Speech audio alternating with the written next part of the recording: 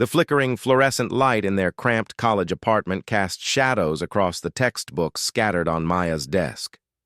Ethan Rivera sat cross-legged on their second-hand futon, his laptop balanced precariously on his knees as he coded, late into the night. Maya Chen looked up from her art history notes, watching the way his dark hair fell across his forehead when he concentrated. "You know," she said softly, closing her book, "someday when you're rich and famous, will you still remember the girl who shared ramen noodles with you?" Ethan glanced up, his warm brown eyes crinkling at the corners. "Maya, if I ever get rich, it'll be because you believed in me when nobody else did." He set aside his laptop and pulled her onto the futon beside him. "Besides, who says I'd want to be rich? I just want to build something meaningful." She traced patterns on his chest through his worn Stanford t-shirt. "Promise me something," she whispered against his neck. "Promise me we'll never let success change who we are." "I promise," he murmured, his lips finding hers in the dim light. 5. Years later, Maya stood in her wedding dress before a full-length mirror, hardly recognizing herself. The silk gown cost more than their old apartment's yearly rent.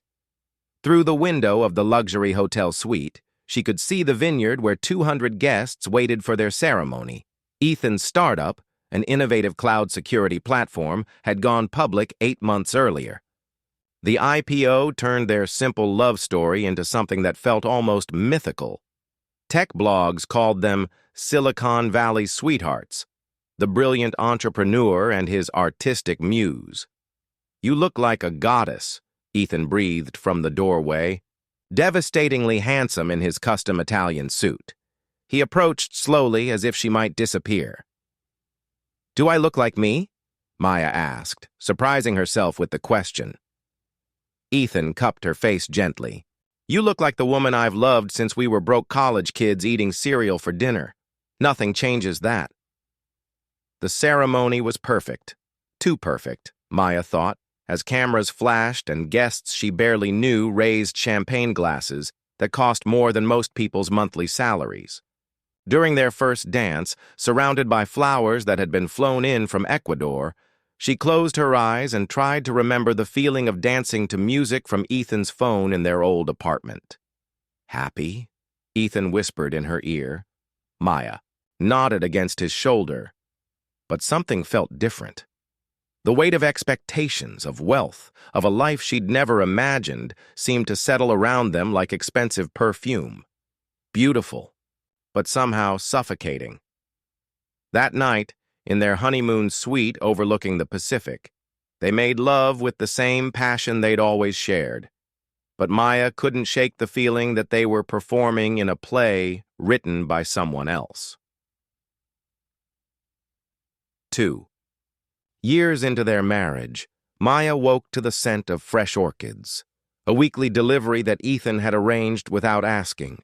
She padded barefoot across the marble floors of their Malibu home, finding him on the terrace overlooking the ocean, already dressed in a tailored suit. "Good morning, beautiful," he said, pulling her close. His hands found the silk of her nightgown, and she melted into his familiar warmth despite her growing frustration. "Ethan, about tonight. The restaurant?"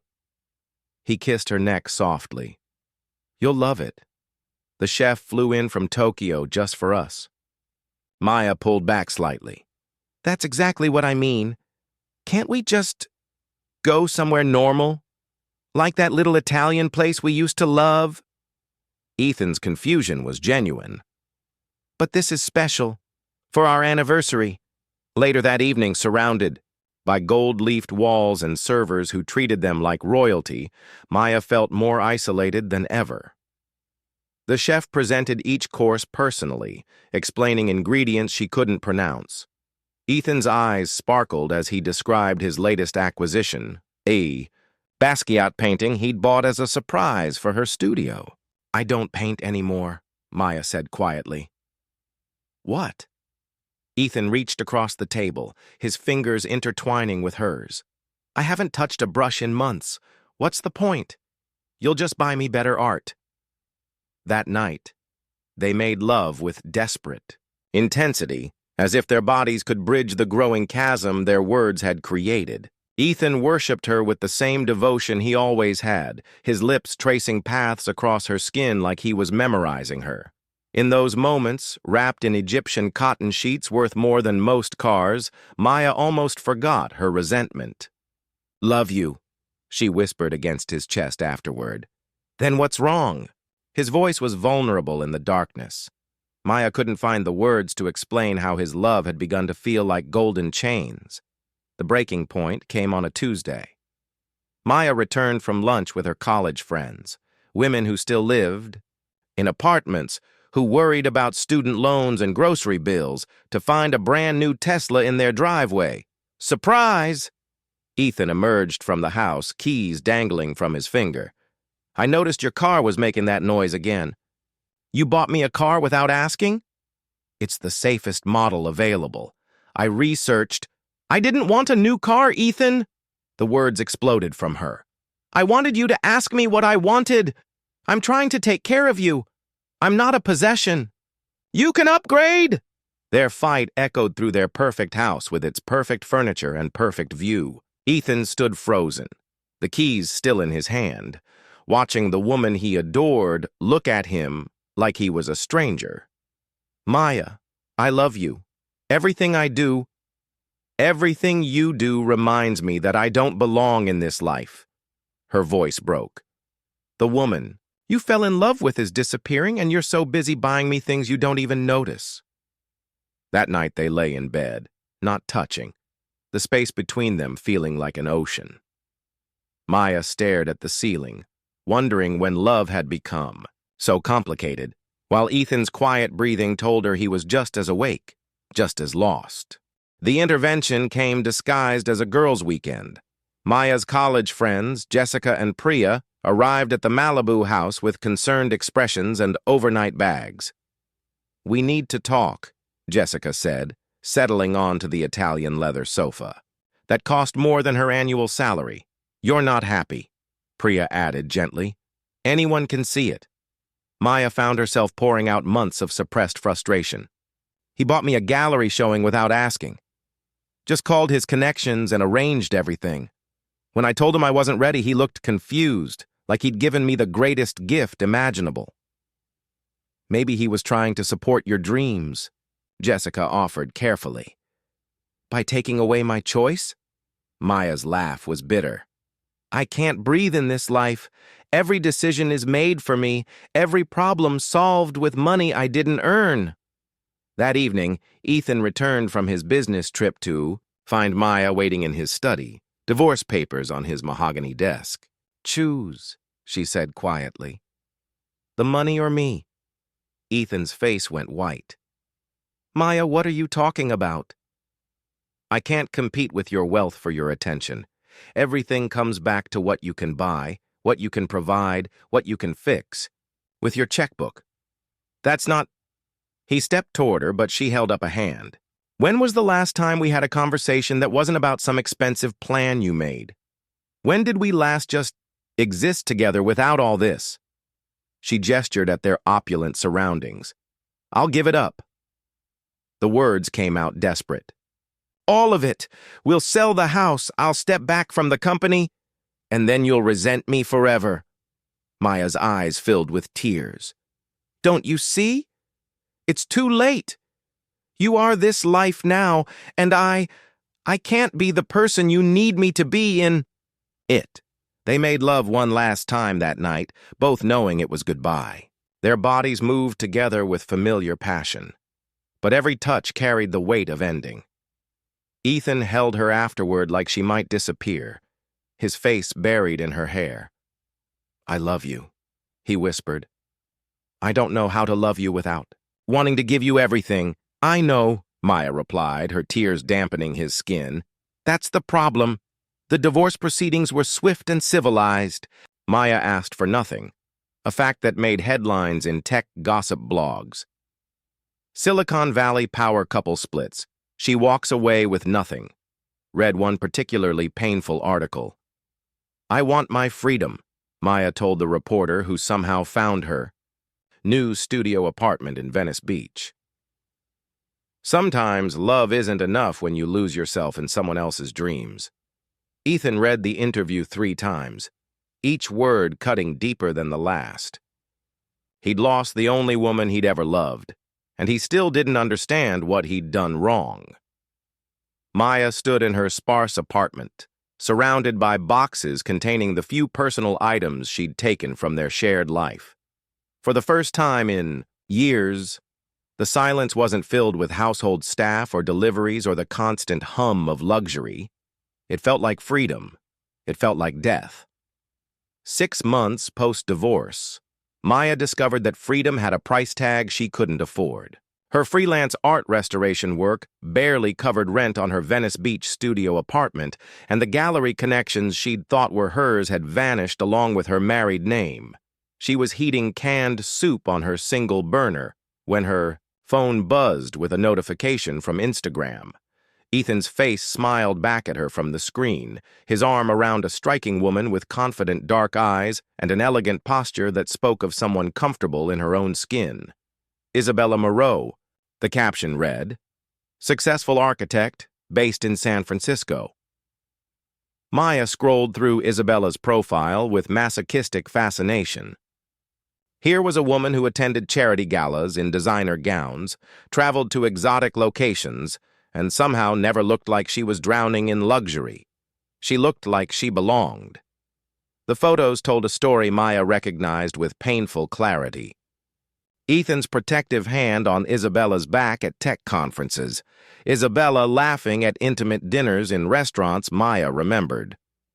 The 2 of them hiking in Yosemite, Isabella's joy genuine and unguarded. She's not fighting it, Maya whispered to her empty apartment. Isabella embraced the life Maya had fled from, made it look effortless and natural. Maya's phone rang, her landlord. 3 months behind on rent, facing eviction. She stared at the notice taped to her door later that evening, her art history degree suddenly feeling worthless. Her college friends had grown distant, tired of her complaints about a life they would have killed for. You had everything, Jessica had said during their last awkward coffee date. And you threw it away because it was too good? The irony wasn't lost on Maya. She'd wanted independence and gotten isolation. She'd craved simplicity and found poverty. She'd chosen pride over love and discovered that pride made a cold companion during sleepless nights. Through mutual friends' social media, she watched Ethan's life unfold. A new product launch celebrated with Isabella by his side, looking radiant in a way Maya never remembered feeling in similar situations. Business magazines featured them as tech's new power couple, with Isabella discussing her own architectural firm's sustainable design projects. Isabella hadn't diminished herself to fit into Ethan's world. She'd expanded both their worlds by bringing her own success to the table. Maya realized with crushing clarity that Isabella was everything she could have been if she'd fought her insecurities instead of fighting Ethan's love. The final blow came via a tech blog notification. Ethan Rivera proposes to architect Isabella. Moreau in private Napa ceremony. The accompanying photo showed Isabella's radiant face, her left hand displaying a ring Maya recognized, the family heirloom Ethan's grandmother had left for his future wife. The same ring Maya had refused, claiming it was too much. Maya set down her phone and looked around her cramped apartment, at the stack of unpaid bills, at the easel in the corner she hadn't touched in months. She'd wanted to prove she didn't need Ethan's money. She'd proven instead that she'd needed his love, and her pride had cost her both. The engagement party invitation arrived through mutual friends, a small mercy since Maya wasn't sure she could have handled a direct confrontation with her mailbox. She stared at the elegant cardstock, Isabella's architectural firm logo embossed, alongside Ethan's company letterhead, a perfect symbol of 2 successful people building something together. Maya hadn't planned to attend. She'd spent the week of the party organizing her meager belongings, finally accepting her college roommate's offer of a couch in Portland. But as Saturday evening approached, she found herself driving her battered Honda toward the familiar hills of Napa Valley. The vineyard glowed with string lights and laughter. Maya parked far from the valet station, her thrift store dress a stark contrast to the designer gowns floating through the gardens. She almost turned back when she saw them, Ethan and Isabella on the terrace, surrounded by friends who'd once been Maya's friends too. Isabella was even more beautiful in person, her confidence magnetic as she gestured animatedly while telling a story. Ethan watched her with the same devoted attention he'd once given Maya, but there was something different. Ease.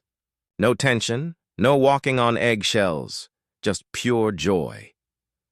Maya, she turned to find David, Ethan's business partner, his expression carefully neutral. I didn't expect to see you here. I probably shouldn't have come. He's happy, David said quietly. Really happy. Isabella gets it. The business, the pressure, the responsibility. She matches him instead of fighting him. Maya nodded, unable to speak, as she watched Isabella laugh at something Ethan whispered in her ear. The intimacy between them was effortless, built on mutual respect, rather than the power struggle that had consumed Maya's marriage. Maya. She turned, and there he was. Ethan looked older, more settled, wearing success like a comfortable jacket rather than armor. His eyes held no anger, only a careful kindness. Congratulations, she managed. Isabella seems wonderful. She is. He glanced toward the terrace where Isabella was deep in conversation with a group of architects about sustainable building practices. She challenges me to be better, not different. The words hit like a physical blow.